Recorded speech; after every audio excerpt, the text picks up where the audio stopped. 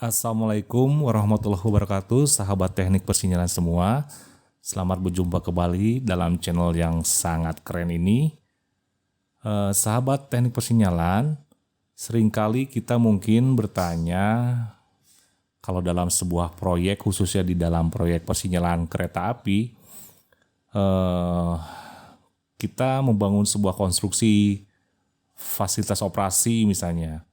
Berapa sih spare part yang ideal yang harus disediakan ketika proyek ini berjalan, dan untuk dalam operasinya nanti apakah harus sesuai dengan kontraktual atau apakah ada hitungan khusus untuk pendekatan secara statistiknya. Nah, pada kesempatan kali ini kita akan membahas mengenai spare part analysis, yaitu bagaimana memperkirakan jumlah spare part yang sesuai, yang optimal dalam sebuah proyek, khususnya proyek railway ya, bukan hanya persinyalan, tapi proyek-proyek railway yang mayoritas mungkin komponen-komponennya terdiri dari komponen-komponen elektronik ataupun elektrik. Nah, dalam pembahasan ini kita akan melibatkan distribusi statistik yang dinamakan dengan distribusi Poisson atau Poisson distribution. Dalam sebuah proyek di railway system, biasanya kita dituntut untuk memiliki sistemnya ini dituntut untuk memiliki availability yang hampir 100%. Artinya si user atau pengguna fasilitas railway ini berekspektasi bahwa sistem ini akan selalu ada mendekati 100%, walaupun mungkin pada kenyataannya tidak akan mencapai 100%. Mungkin saja 99,99% atau 99,999%. Nah, dengan availability sekian, maka otomatis juga harapannya ini dari user ini bahwa apabila sistem ini mengalami downtime atau mengalami ketidakfungsian atau mengalami maintenance, ini harus segera dapat restore atau pulih lagi dalam waktu yang sangat singkat atau sesingkat-singkatnya. Jadi ekspektasi dari pelanggan atau user dari railway ini, pengguna railway ini atau bohir dari railway ini, harapannya adalah sistem yang kita bangun ini memiliki availability hampir 100% dan maintainability yang sangat kecil, yang sesingkat mungkin. Sehingga dengan syarat seperti itu, maka diperlukan sebuah kaidah atau suatu perhitungan yang mendekati agar spare part yang tersedia dalam sistem ini ketika masa beroperasi atau masa operation and maintenance ini jumlahnya optimal. Nah, kesalahan umum pada pengadaan spare part proyek di proyek-proyek railway khususnya, spare part ini bisa jadi melebihi kebutuhan optimal atau mungkin bahkan terlalu sedikit dari kebutuhan optimal. Sehingga dampaknya apabila spare part ini terlalu banyak dari kebutuhan optimalnya, akibatnya apa? Maka kita akan membutuhkan warehouse atau pergudangan yang lebih besar dan risiko terjadinya overstock. Tentu saja dari segi cost ini sangat tidak efektif dan tidak efisien. Tentu saja ini dampaknya ke yang kedua, inefisiensi biaya pengadaan di logistik juga. Karena mungkin saja pengadaan stok yang dilakukan pada ketika masa operasi atau maintenance ini kita menyediakan stok yang berlebih untuk subsistem atau LRU ya, land replaceable unit yang terlalu berlebihan sehingga yang lainnya tidak biayanya tidak mencukupi, dihabiskan oleh satu LRU atau subsistem saja, sehingga akibatnya inefisiensi yang diperlukan malah tidak ada, yang kurang diperlukan malah terlalu berlebihan. Dan yang ketiga, tentu saja pengalokasian spare part ini tidak akan sesuai dengan prioritas. Seperti tadi yang kedua ini berkaitan, mana yang penting, yang kritikal malah tidak disediakan. Yang kurang kritikal dari sisi reliability ataupun safety malah terlalu banyak kebutuhannya yang disediakan, atau jumlah spare partnya terlalu banyak. Jadi ini tidak efisien ya, tidak efisien secara cost ataupun masalah pembiayaan. Sebaliknya, jika spare part ini terlalu sedikit dari kebutuhan optimal, maka dampaknya akan berdampak pada maintainability atau waktu maintenance atau waktu downtime yang akan lebih lama daripada yang diharapkan oleh user atau bohir. Sehingga spare part ini ketika dibutuhkan malah mungkin saja dia tidak tersedia. Akibatnya diperlukan waktu untuk pengadaan spare part yang lebih lama daripada yang diharapkan. Yang kedua, apabila spare part ini terlalu sedikit dari kebutuhannya, maka bisa jadi akan menurunkan safety pada sistem. Mungkin saja karena komponen yang harus diganti atau di-replace ini komponen-komponen yang terkait dengan safety atau safety critical atau safety related ya.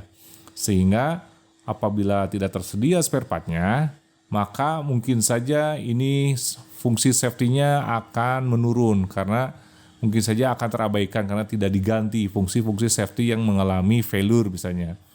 Walaupun mungkin sistem secara keseluruhan berjalan, tapi ada subsistem yang berkaitan dengan safety atau safety critical ini tidak bisa diperbaiki. Yang kemudian, yang terakhir, apabila spare part ini terlalu sedikit akan menurunkan availability tentu saja, karena tadi berkaitan dengan maintainability-nya lama, maka otomatis pada gilirannya availability sistem ini juga akan terganggu. Nah, resiko-resiko ini sebenarnya nantinya akan ditanggung oleh operator dan maintenance-nya ya.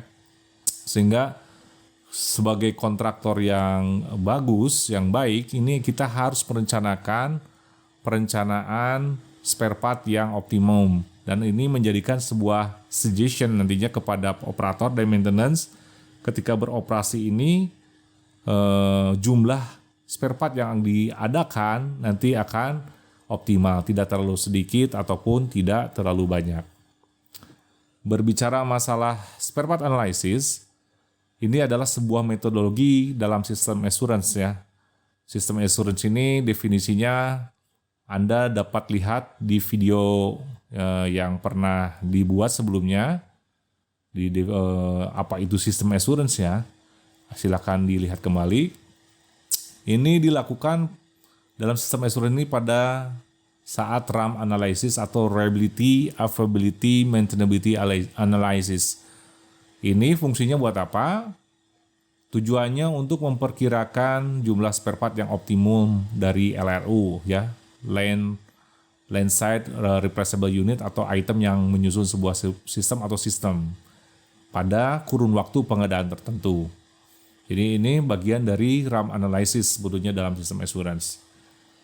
Tujuan dari spare part analysis ini ya tadi agar dapat mempercepat waktu perbaikan atau maintainability-nya ya diperkecil sehingga availability target dapat dicapai. Harapannya supaya availability ini mendekati ekspektasi user tadi di awal.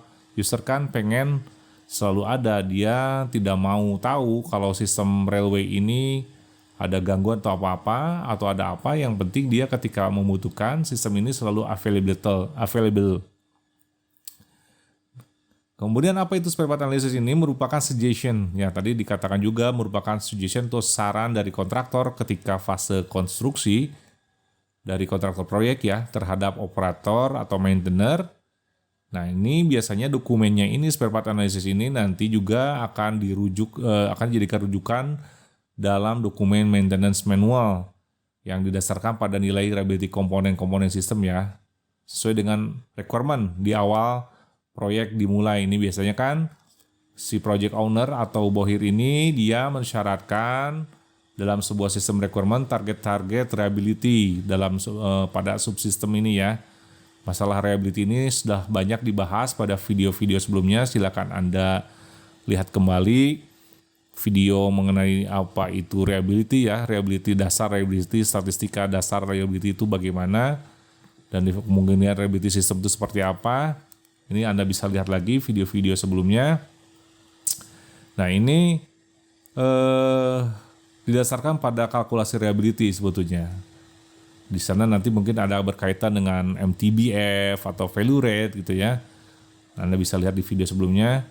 Ini merupakan MTBF-nya ini didefinisikan sebagai reliability target dari project owner terhadap kontraktor.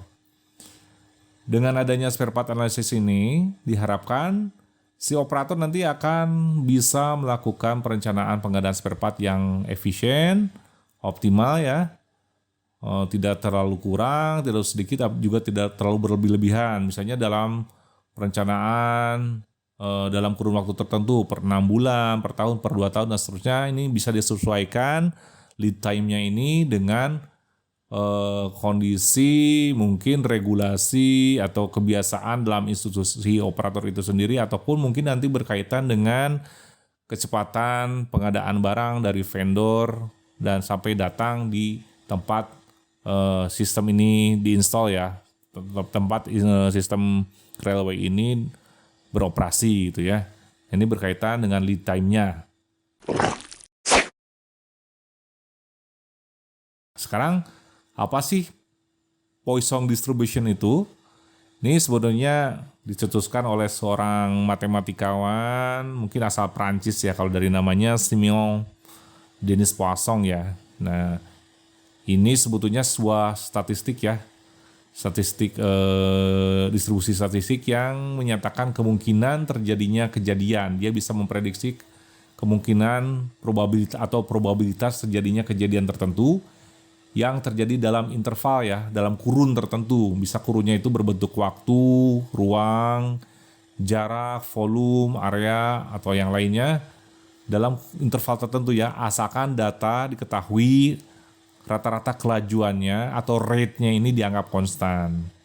Jadi ini harus konstan, rata-rata kelajuannya harus konstan, tidak boleh berubah terhadap waktu ya. Dan diketahui dalam waktu yang saling bebas atau satu kejadian. Ini definisi dari Poisson distribution. Nah, Poisson distribution ini penerapannya digunakan dalam berbagai bidang ilmu pengetahuan, sains dan teknologi ya, atau juga dalam bidang sosial. Mungkin sebagai contoh di sini kita sebutkan bisa memperkirakan banyaknya meteorit dengan diameter lebih dari 1 meter yang akan menumbuk bumi dalam kurun waktu 1 tahun tertentu ya. Dengan syarat tadi ada data-datanya yang diketahui, rate-nya tetap diketahui ini dari statistik sebelumnya dengan asumsi kelajuannya konstan. Apalagi kemungkinan banyak pasien yang tiba di UGD misalnya. Nih kemungkinan pasien yang tiba di UGD ini untuk sosial ya sebenarnya antara jam 10 dan 11 malam. Ada juga kemungkinan foton-foton akan menabrak detektor pada interval waktu tertentu ini di bidang fisika ya. Ada juga mungkin memprediksi kemungkinan terjadinya banjir dalam sebuah sungai tertentu dalam kurun waktu 100 tahun misalnya. Bisa juga untuk memprediksi kemungkinan perusahaan akan mencapai laba neto lebih besar 10% pada tahun ini misalnya. Itu mungkin penerapan dari Poisson distribution. Jadi ini digunakan untuk memprediksi berdasarkan data-data yang diperoleh dari data-data sebelumnya gitu ya.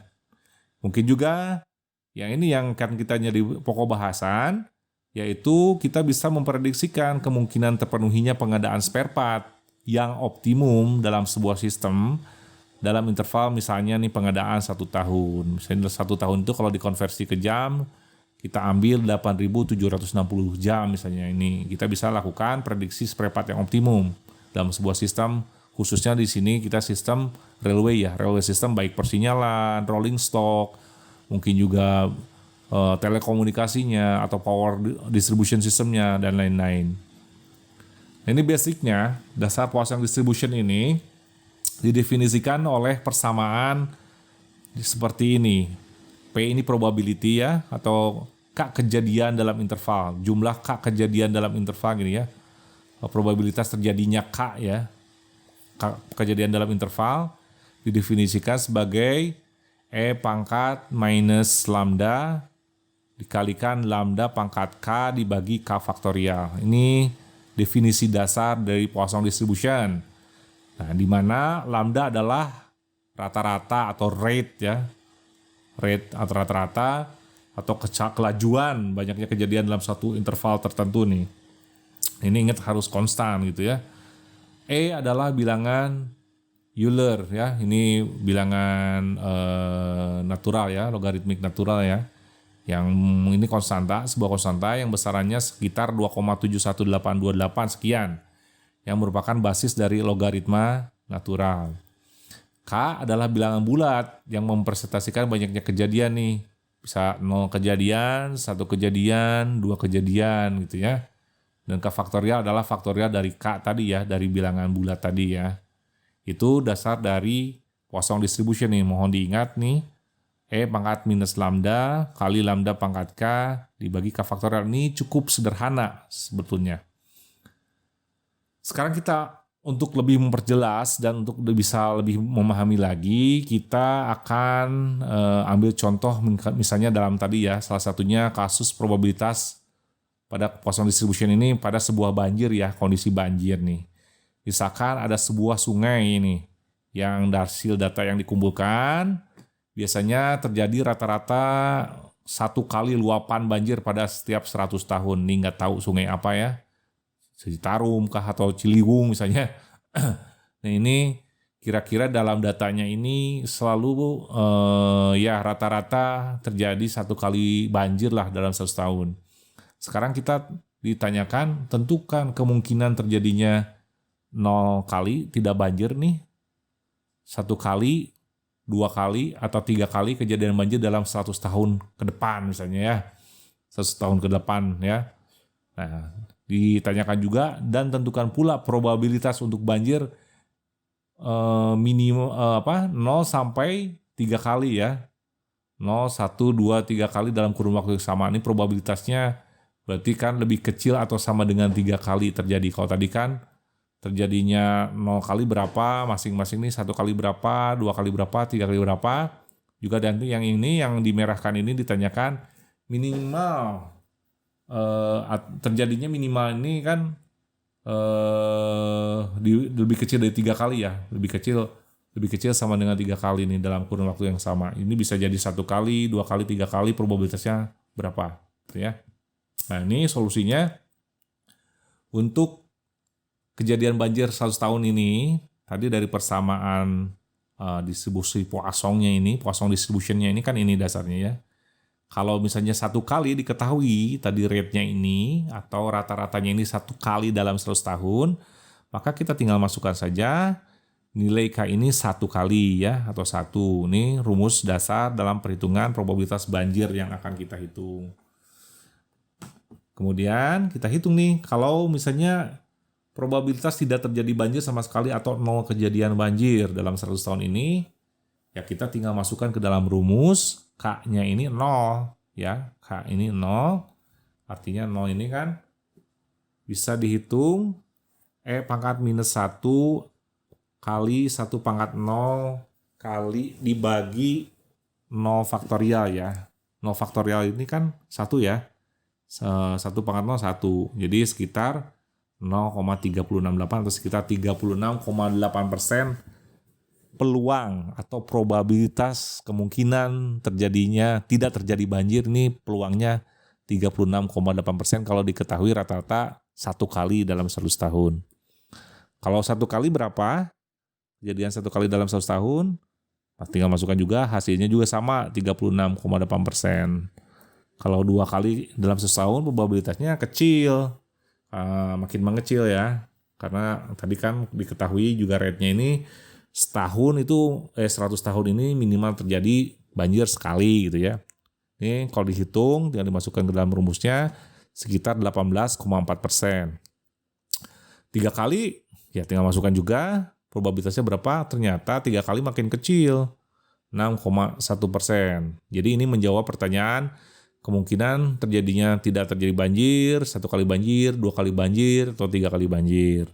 Dan sekarang untuk pertanyaan yang kedua, untuk menentukan probabilitas banjir lebih kecil atau sama dengan 3 kali dalam kurun waktu yang sama ya. Artinya ini dihitung semua. Probabilitas 0 kali, 1 kali, 2 kali, 3 kali dihitung semua. Ya tinggal dijumlahin. Tinggal kejadian lebih kecil atau sama dengan 3 kali dijumlahkan gitu. Mulai P0 tambah P1 tambah P2, P3. Jadi probabilitas terjadi banjir 0 sampai dengan 3 kali ini probabilitasnya 98,1%. Gitu ya. Cukup mudah kan? Nah, sekarang kita berkenalan dengan istilah confidence level atau kumulatif ya, probability. Ini kalau dalam statistik kan juga dikenal juga CDF ya. Di statistik di reliability dasar ya ada CDF, kumulatif distribution function ya. Di sana ya CDF ini bisa dilihat di video-video sebelumnya tentang Weibull distribution misalnya atau exponential distribution. Ini kita kenal istilah kumulatif, artinya menjumlahkan. Kumulatif ini dijumlahkan. Ada pertanyaan yang masuk, apa sih artinya CDF? CDF itu artinya kemungkinan-kemungkinan di area titik tertentu, misalnya misal di sini kan dari 0 sampai 3 ya. Ini diskrit kan. Kalau di Weibull misalnya kemungkinan terjadinya di area A, waktu terjadinya value A sampai B. Nah, ini kumulatif ini dijumlahkan sebenarnya. Penjumlahan probabilitas dari titik tertentu ke titik tertentu yang lainnya. Kalau di sini dalam kasus titik 0 sampai dengan titik 3 ya. 3 kali kejadian gitu ya. Nah, ini confidence level ini kita bisa lihat misalnya contohnya sama, sungai itu juga terjadinya setiap 100 tahun 1 kali. Sekarang pertanyaannya diubah menjadi tentukan kemungkinan berapa kali maksimal terjadinya banjir dalam 100 tahun dengan tingkat keyakinan confidence level lebih besar atau sama dengan 95% gitu. Ini kan sama nih soalnya dengan yang tadi, tapi yang ditanyakan sebenarnya berapa kali kemungkinan kejadian sehingga confidence levelnya ini di atas 95% gitu ya. Nah, ini juga dihitung kan tadi kan kalau 0 kali tadi 36,8, lebih kecil 1 kali dijumlahkan P0 tambah P1 ini kumulatif ini dijumlahkan ya. Kalau lebih kecil 1 sama dengan 1 kali dijumlahkan 73,6%. Nah, ini namanya kumulatif probability atau confidence level. Kalau misalnya 0 kali probability-nya 36,8%. Kalau 0 dan terjadi dan 1 kali probability-nya 0 atau 1 kali probability-nya dijumlahkan 73,6%. Kalau kejadian banjirnya 0 kali atau 1 kali atau 2 kali, probabilitas kejadiannya 92% atau confidence levelnya 92% gitu probabilitasnya. Nah, kalau misalnya lebih 0 kali, 1 kali, 2 kali atau 3 kali, maka probabilitasnya 98,1%. Jadi jawabannya confidence level yang lebih besar 95% adalah yang ini kan, 98,1%. Artinya kemungkinannya dia lebih kecil atau sama dengan 3 kali dalam 100 tahun. Ini definisi dari confidence level ya. Jadi ini lebih merupakan perhitungan kumulatif ya, kumulatif probability. Ini yang nanti kita akan gunakan dalam spare part analysis. Nah, ini 98,1% lebih besar dari 95% ya. Oke, kita lanjut. Oke, confidence level atau cumulative probability ini bisa juga kita tulis seperti ini ya. Tadi ya, kumulatif ya. Ditulisnya P peluang atau probability X sampai dengan K gitu ya. Terjadinya X sampai dengan K, di mana X sama dengan mulai dari 0, kejadian 0 kali sampai dengan K kali. Secara umum kita bisa tuliskan seperti ini. Si Poisson distributionnya ini kita pangkat minus lambda kali lambda 0 dibagi 0 faktorial, seterusnya diputar sampai dengan K ya. Jadi secara umum kita dapatkan notasi summing atau ya, penjumlahan ya. Penjumlahan.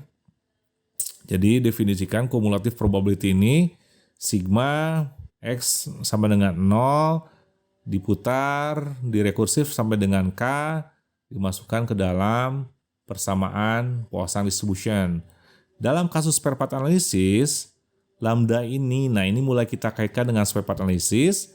Lambda ini adalah value rate. Nah ini harus konstan kan ya. Harus konstan, yaitu nilai sebuah produk kemungkinan akan mengalami value persatuan waktu dalam jam ya.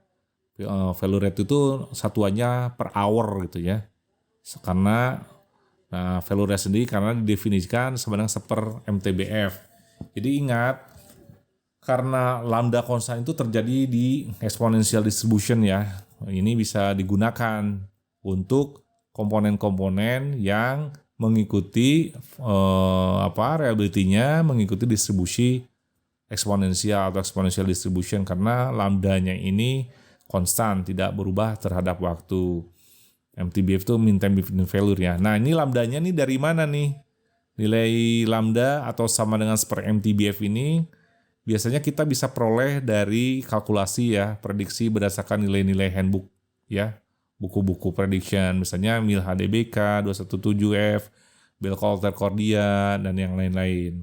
Bisa juga dari eksperimen ya, seperti dalam video-video sebelumnya itu diambil dari data live testing. Kita ambil sampel nih populasi dari sebuah batch produk, kita lakukan pengujian di lab dengan mengkondisikan beberapa kali kondisi lebih tinggi daripada di lapangan. Misalnya itu dilakukan, nanti datanya kita ambil nih mengikuti distribusi Poisson, distribusi Weibull kah, atau eksponensial kah, atau log-normal kah.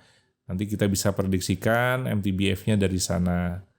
Dan atau juga bisa didapatkan dari historical maintenance data ya, data real di lapangan apabila subsistem ini atau sistem ini pernah diinstalasi ya, pernah dipasang di lapangan. Yang paling gampang sih misalnya ini kita bisa minta informasi yang valid dari supplier atau vendor ya, dari yang resmi. Biasanya harus vendor-vendor resmi dan punya reputasi yang bagus. Dia akan mempunyai data-data reliability yang cukup, kita bisa jadikan sandaran untuk bahan kalkulasi spare part analysis. Ini dalam sebuah proyek railway, ini sebuah keharusan ya, supaya vendor kita memilih vendor yang traceable, yang kredibel, yang artinya punya reputasi bagus, dan biasanya harapannya mereka sudah pernah melakukan pengujian reliability baik secara live testing di laboratorium atau maupun live testing dari maintenance data lapangan. Oke ya, tadi jadi dirubah kumulatif distribution ini atau kumulatif Poisson distribution ini dari Poisson yang biasa kita jadikan ke notasi sigma seperti ini. Ini yang harus kita ingat karena ini akan digunakan dalam spare part analysis. Penerapannya pada spare part analysis, probabilitas ketercukupan spare part selain dipengaruhi oleh rata-rata umur produk sistem ya, value rate atau MTBF tadi ya, yang konstan itu juga dipengaruhi oleh konstanta-konstanta yang lainnya. Apa aja? Yang pertama N, yaitu kuantitas atau jumlah produk yang terpasang dalam sistem itu ya. Kuantitas subsistem atau RRU yang terpasang ini, misalnya kita akan menghitung spare part counting head dalam Excel counter misalnya. Nah, kuantitas semakin banyak jumlah counting head dalam sistem yang kita bangun dalam sebuah project railway, ini akan mempengaruhi ketersediaan spare part yang harus diadakan. Makin banyak kebutuhannya pasti akan juga semakin banyak gitu ya. Jadi ini juga dimasukkan ke dalam rumus atau persamaan Poisson distribution atau kumulatif Poisson distribution tadi. Selain N, kuantitas atau jumlah produk dipengaruhi juga oleh lead time ya. Pengadaan produk mulai dari kita pengajuan PO atau pengadaan produk sampai dengan produk datang ke site, ini kita harus tentukan kira-kira waktunya berdasarkan pengalaman berapa sih lamanya dalam satuan hours ya, satuan jam, termasuk proses administrasinya gitu ya. Jadi atas dasar ini selain tergantung dari nilai value rate atau rata-rata ya lambda, ini ditambahkan juga parameter NT ini dalam persamaan kumulatif Poisson distribution ini.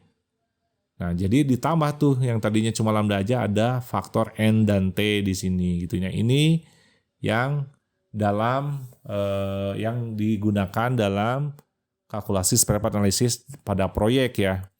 Jadi Anda bisa lihat rumusnya yang ini ditambahkan yang merah N dan T dari rumus dasar kumulatif Poisson distribution tadi ya. Dalam RAM requirements ya di proyek biasanya confidence level ini ya P-nya ini ditentukan biasanya 90 lebih besar 90% atau 95% gitu ya. Nah ini kita langsung aplikasi dalam contoh ya, kita hitung dengan cara manual nih. Kebetulan saya pernah ngitung untuk sebuah proyek ya di LRT ya. Ini kita tentukan untuk satu komponen tapi saya pengen hitung secara manual gitu ya. Kita hitung nih jumlah spare part yang akan direncanakan mulai dari 0, 1, 2, 3 dan seterusnya. Kita cari optimal di titik berapa sih yang optimal jumlah spare partnya nih untuk ETS button misalnya ya. Yang bila diketahui dari datanya ini value rate-nya sekitar 3,3 kali 10 pangkat minus 5 hours ya. Per hours ya, per hours lambda ya, per hours. Lead time spare part-nya sekitar 15.000 jam diketahui nih. Berarti kurang dari 1 tahun ya. 1 tahun ke 8. Ini lebih dari 1 tahun ya. 1 tahun 8760 nih mungkin sekitar 2 tahun ya. Sekitar 2 tahunan, lebih dari 1 tahun. Nah, dalam jam ya. Kita rubah ke dalam jam. Jumlah yang digunakan ETS button ini dalam proyek ini misalnya dalam sebagai subsistem ini jumlahnya 8. Jadi diketahui N kali lambda kali T-nya 3,98. Di sini lambda diketahui, T diketahui, N ketahui. Nah, ini jadi faktor yang akan kita hitung dalam spare part analysis ya. Kita hitung secara manual dan kita putar nih. Untuk X-nya 0 kita kalkulasi, kita hitung nih X faktorialnya berapa. Ini manual banget, saya hitung dulu ya. N kali lambda kali T untuk X sama dengan 0 berapa ya. Kalau untuk X sama dengan 1 berapa, X sama dengan berapa, N lambda T pangkat X-nya ya. Jika X-nya 2, 3, 4 kita hitung. Pangkat minus N lambda T-nya kita hitung juga sekitar ini. Ini pasti konstan. Ini konstan ya, karena di sini tidak NT-nya juga tetap kan sama 3 N lambda T-nya di sini kan konstan, pasti hasilnya juga konstan gitu ya. Nah, ini dimasukkan ke dalam ini rumus ini. Kalau masing-masing dihitung gimana, kalau diakumulasi, kumulatif dijumlahkan secara sigma ini didapat segini nih. Ini udah disebut di yang ini itu udah confidence level, presentasi atau probability-nya.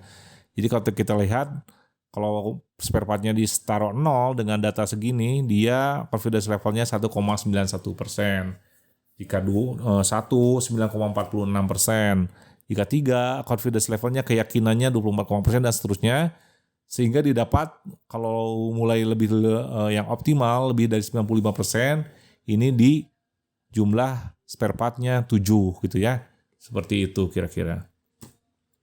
Nah ternyata di Microsoft Excel distribution atau Poisson distribution ini sudah ada fungsinya gitu. Kita ada fungsi matematisnya yang bisa langsung kita digunakan. Jadi tidak harus hitung manual karena bayangkan nih. Ini sebagai contoh nih sudah proyek LRT juga di tempat yang lain. Ini datanya banyak sekali, komponennya banyak sekali. Kalau kita hitung secara manual, confidence levelnya ya diketahui ini kan MTBF atau lambdanya ini kan seper lambda ya, MTBF itu seper lambda atau sebaliknya lambda seper MTBF. Ini Q kali lambdanya, Q-nya itu jumlahnya, lambdanya berapa gitu ya. N kali lambda kali T-nya ini, spare part-nya ini udah dihitung nih. Confidence levelnya ini dihitungnya oleh Excel. Ternyata di Excel tinggal masukkan rumus ini. Di Excel nanti mungkin kesempatan yang lain kita akan bahas dalam sebuah video khusus demo tentang perhitungan Poisson distribution dengan Microsoft Excel mungkin ya. Kalau ada kesempatan kita akan bahas. Tinggal ketik di dalam kolom Excel ini ya, kolom tulislah kolom manapun di dalam Excel atau di dalam sel manapun. tulis sama dengan Poisson titik dis X-nya ini jumlah bilangan bulat tadi ya, 0, 1, 2, 3, minnya ini n kali lambda kali t-nya, kumulatifnya ini kasih true gitu ya. Di sini kan kumulatif ini bisa true atau false. Kalau false dia dihitung 1 dikurangi kumulatif ya. Kalau tadi hasilnya 95% jadi 1 kurangi 9% gitu, sebaliknya gitu. Jadi kita taruh true di sini kalau mau hitung kumulatif ya. Kalau hitung satu-satu bukan kumulatif tadi ya. Jadi kita di sini harus tulis true ya untuk Poisson distribution ini untuk yang kumulatif. Nah ini tinggal hitung udah jadi gitu ya. Selamat mencobalah, Anda mau coba, kita tentukan Anda coba cari misalnya nilai lambda tertentu, hitung n kira-kira disimulasikan jumlahnya berapa, lead time-nya berapa, Anda bisa prediksikan berapa sih optimal spare part yang harus disediakan. Jadi demikian ya hitungannya kira-kira seperti itu. Tapi dalam kenyataannya, dalam kontraknya biasanya kan ada juga proyek yang harus mensyaratkan spare part ini harus disediakan X%, misalnya 5% misalnya kan. Nah ini gimana sih tanggapan kita dalam RAM analisis atau spare part analisis ini? Kita tentukan patokannya adalah seperti ini. Jika hasil spare part analisis ini lebih kecil dari contractual requirements, maka yang diambil adalah contractual requirement 5% ya. Kita lebih aman, cari yang lebih aman. Tapi jika hasil spare partnya lebih besar dari contractual requirement, jumlahnya lebih banyak dari contractual requirement, kita ambil hasil spare part analysis karena ini yang paling optimal, yang paling basic ya, tidak berlebihan, tidak terlalu banyak. Jadi kita harus tentukan jumlah-jumlah yang paling aman. Demikian sahabat teknik persinyalan, bagaimana kita bisa menghitung atau memprediksikan jumlah yang optimal dalam penentuan spare part di proyek-proyek railway ya, terutama ya proyek-proyek railway baik di signaling, di LRT atau di proyek-proyek kereta api konvensional di mainline. Ini bisa kita gunakan juga supaya kita mendapatkan patokan atau bayangan atau dasar saintifik untuk penentuan spare part. Jadi bukan hasil dari mengawang-awang, tapi basicnya ada. Basicnya apa ya? Reliability. Ini harus diketahui. Jadi dalam proyek railway, data reliability ini sebetulnya sangat mutlak ya diperlukan. Bisa dikatakan demikian karena ini bisa berdampak juga nanti ke availability, ke persyaratan availability, persyaratan reliability, maintainability, RAMS gitu ya. Itu sangat penting dan berguna. Jadi jangan lupa dalam proyek persinyalan, proyek railway gitu, Anda harus memperkaya diri dalam pengadaan ini. Komponen-komponen bukan hanya saja jumlah komponennya atau spesifik sesuai requirement, tapi juga jika ada requirement masalah reliability ini, nilai reliability ini kita bisa berguna untuk menentukan pada saat maintenance nanti jumlah yang optimal dari spare part gitu ya yang harus disediakan. Demikian sahabat-sahabat teknik persinyalan pertemuan kita kali ini. Semoga bermanfaat, ditunggu komen-komennya, diskusi-diskusinya dari Anda semua, dari sahabat-sahabat semua. Terima kasih. Wassalamualaikum warahmatullahi wabarakatuh.